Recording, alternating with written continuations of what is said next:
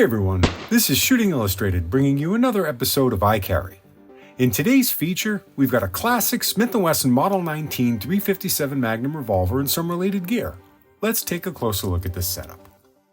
Smith Wesson launched a retro series of revolvers based on classic models that removed the internal lock integrated in the early 2000s, to much rejoicing from fans.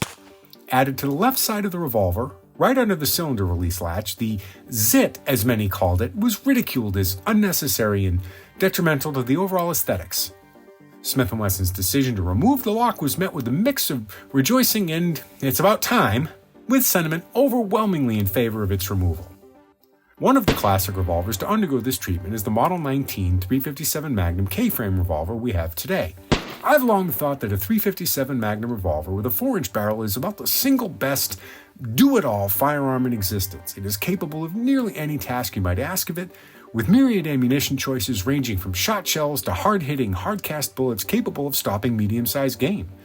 It's also small enough to be carried concealed with a little effort, making it an ideal all-around choice. That you can stoke it with light .38 special loads for plinking or use wadcutters for bullseye shooting just add to its appeal. Of course, we do have to recognize the Model 19's perceived limitations. Compared to pistols like the P365, Hellcat, CC9, and others, it's larger and heavier. That 4-inch barrel yields an overall length of nearly 10 inches, with a height of 5.9 inches and a width of 1.5 inches thanks to the cylinder.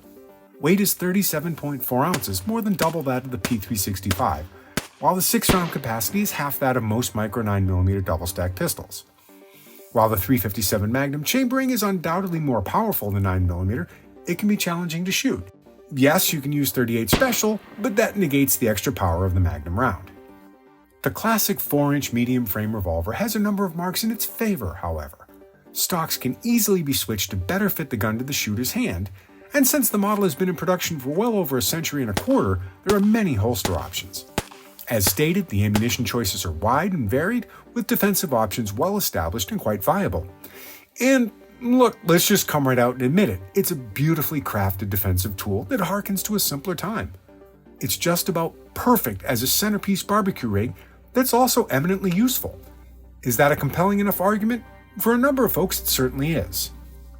We've opted for a traditional outside-the-waistband holster to carry the Model 19 in today's kit, and have chosen Galco's Masterbilt series Revenger holster here.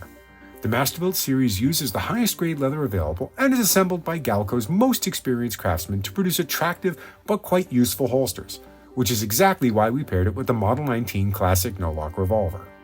The Revenger holster features detailed hand molding designed to fit the handgun with minimal break-in, and this bore out the first time we holstered the Model 19. A slight forward cant facilitates a smooth draw stroke, and the mouth of the Revenger is reinforced to allow one-handed reholstering.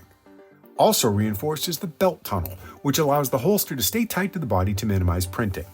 Masterbilt Revenger holsters are available for a variety of revolvers in both black and tan leather, but are only available for right-handed shooters.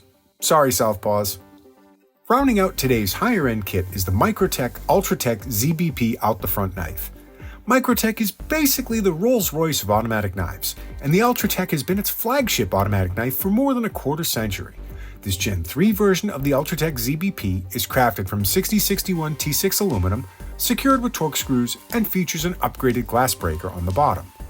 The 3.55-inch M390 MK Steel Tanto-style blade gives the Ultratech an overall length of 8.54 inches when open, but only 5 inches when closed, with a weight of 3.6 ounces. The aluminum handle has grooves at strategic points to anchor the knife firmly in the hand, and Microtech's proprietary zero-blade play system means exactly that. There is no wobble whatsoever in the blade. One last nice little touch, the pocket clip has a rounded interface to allow easy clipping to a pants pocket, even on thicker denim. For more information on the items we've chosen for today's upscale kit, and for other guns and gear combinations, please visit shootingillustrated.com. And, as always, stay tuned for more episodes of iCarry.